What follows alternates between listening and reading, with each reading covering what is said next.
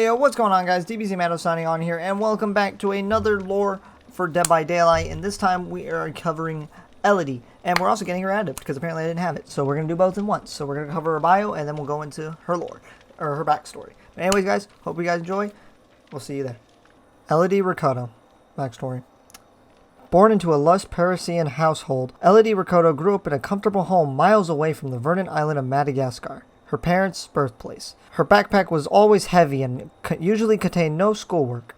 She carried the essentials: a few history books, some printed maps, and a compacted shovel. Instead of wasting away with regurgitated facts from her classes, she explored the city to discover the stories behind each statue, neighborhood, and street sign. She collected bits and pieces of Paris, making it her own. When she was 14, her parents took her to Dyer Island for a business trip.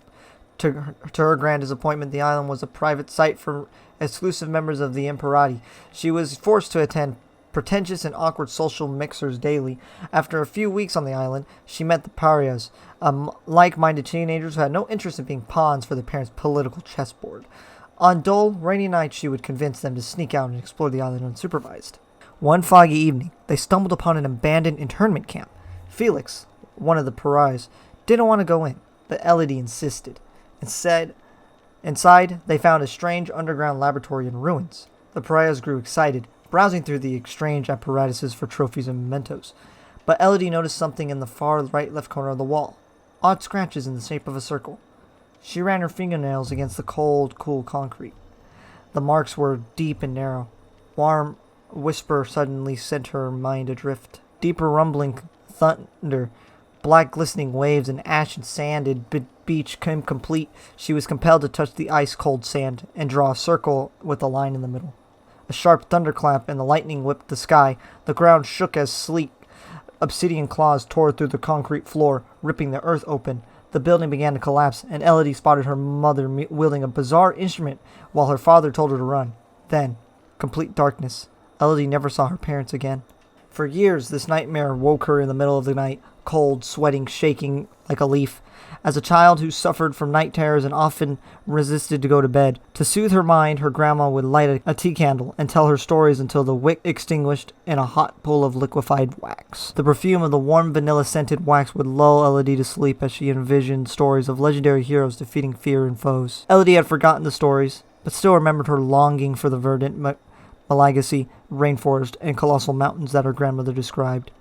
When Elodie felt cold and numb with grief, she would light a vanilla-scented candle and summon her childhood memories from the distant, idyllic place, raising her spirits to rise above her crippling depression. 14 years later, Elodie still searched for the missing pieces of the puzzle.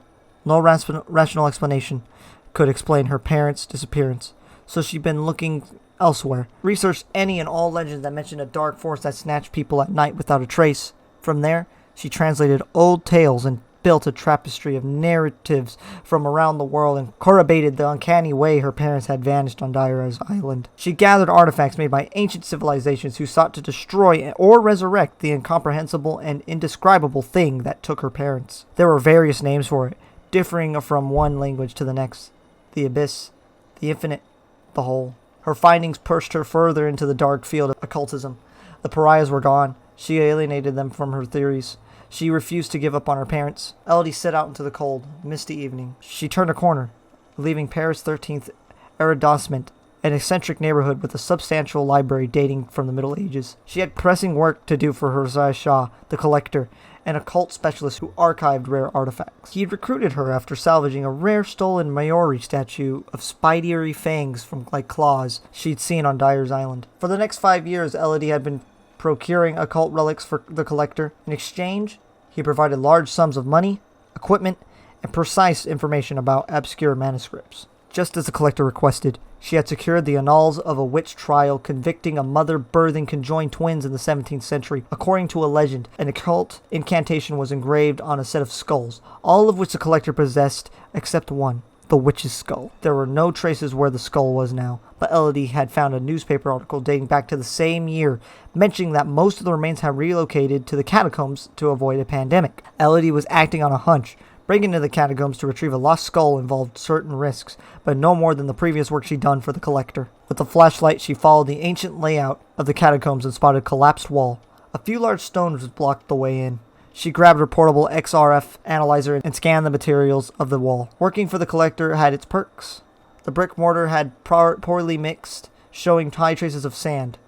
The whole thing was brittle, and the ground was moist from the damp evening air. This was her way in. The journey beneath was long and treacherous, the air heavy and moldy. She gasped when her keychain flashlight hit an endless wall of bleached white skulls. Something cracked behind her. She spun around and collided headfirst with the baseball bat. Pain exploded in her skull, and darkness filled her view. When she came to, a man was carrying her over his shoulder, venturing deeper into the side of the catacombs. He was wearing a dark robe, a black veil. She'd managed to elude them until now. Ruthless and lethal, they went by many names. She'd figured that they'd ultimately all worked for the same group. A ring of occult fanatics rumored to perform human sacrifices for what they called the Old One. She had to get out of here fast. Elodie spotted a loose skull on the wall, grabbed it, and smashed it on her assaulter's head. Stunned, the man lost balance and Elodie hit the ground running. As she turned a corner, she suddenly felt a sharp pain in her side. She looked down and saw a large blade planted there. Shocked, she removed the knife and warm blood spurted out. Her heartbeat rang in her ears as her vision blurred. She fell to her knees. Summoning all of her strength, she drew a circle on the ground with a shaking, blood-red finger and traced a line in the middle. An opaque heaviness fell over her shoulders. A familiar scent of vanilla-spiked fruits and leech nuts coated the air. Thin, tropical rain drizzled down leafy vines. Warmth. Madagascar. A ghostly cry erupted from the thick foliage. Elodie looked up and the vines turned into hissing snakes. The soft canopy soil suddenly turned into ashen and collapsed under her feet. She sank into something dense and cold that swallowed her like quicksand. She screamed before being smothered by the abyss, the infinite, the whole. She found what she had been searching for. Finally! Oh my god! Alright, an actual decent map. Alright, let's go.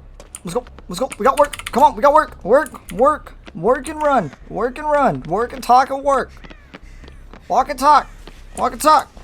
Give me! Ah, they got corrupt. Okay, yeah, I'm running too much, alright? I'm running too much. You don't want to run. You just want to walk. Otherwise, you'll be leaving marks everywhere. Just work on it. Work on it. Alright, that one's got prove thyself. Alright, I've gone 2 games, died twice. We need this dub. Alright, achievement. God damn, this is going fast. Damn, prove thyself for the win. It's a good thing it doesn't stack. Oh, well, dude, if it... back when it used to stack. That was toxic.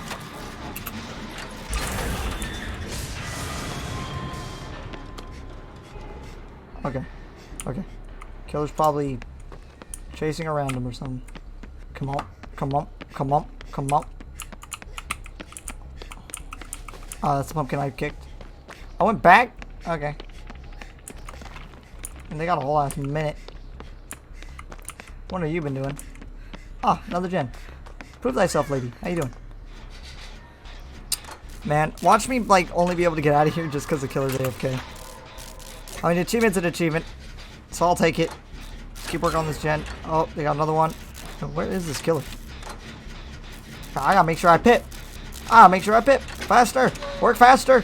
This killer could be on us at any moment. Wonder what they're doing. Probably back to my goobers. Ooh, great. You'll love to see it. Oh, there he is.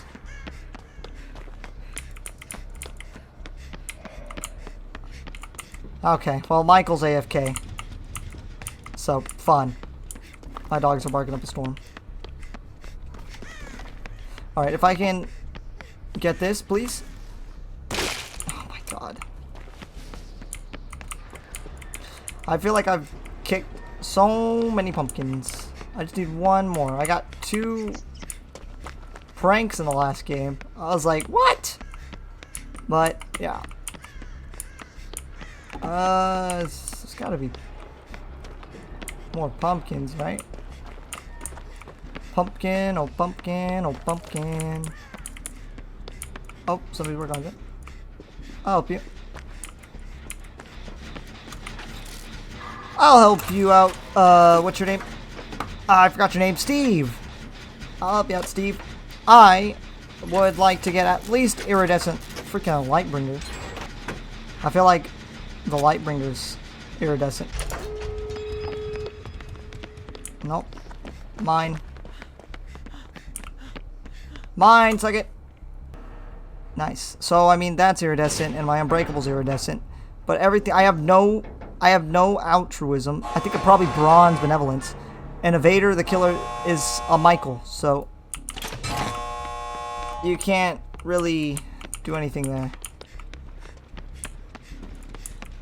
Because he won't proc off. Alright. Oh, what the hell? Is he going, or were we just there the whole time? Oh, because he's stalking, I guess he has no terror radius. That sucks.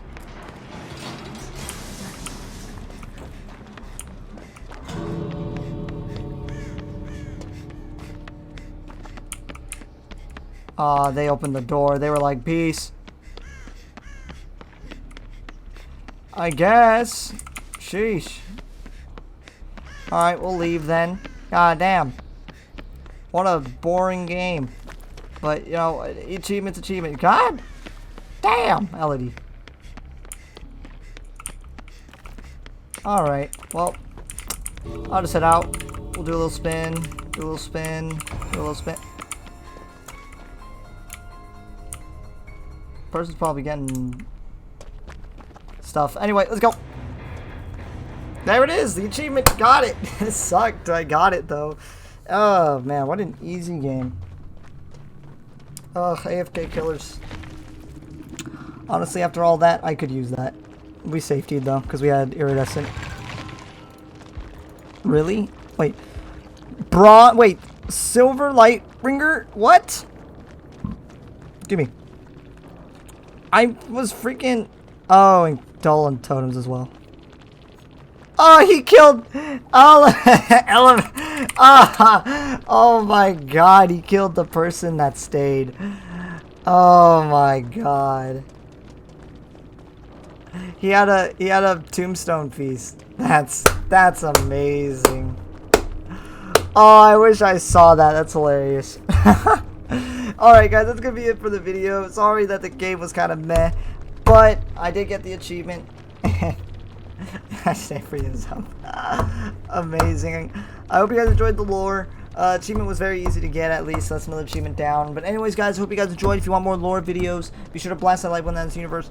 Subscribe if you do enjoy the content I post here, as well as hit that bell notification, as I do upload daily.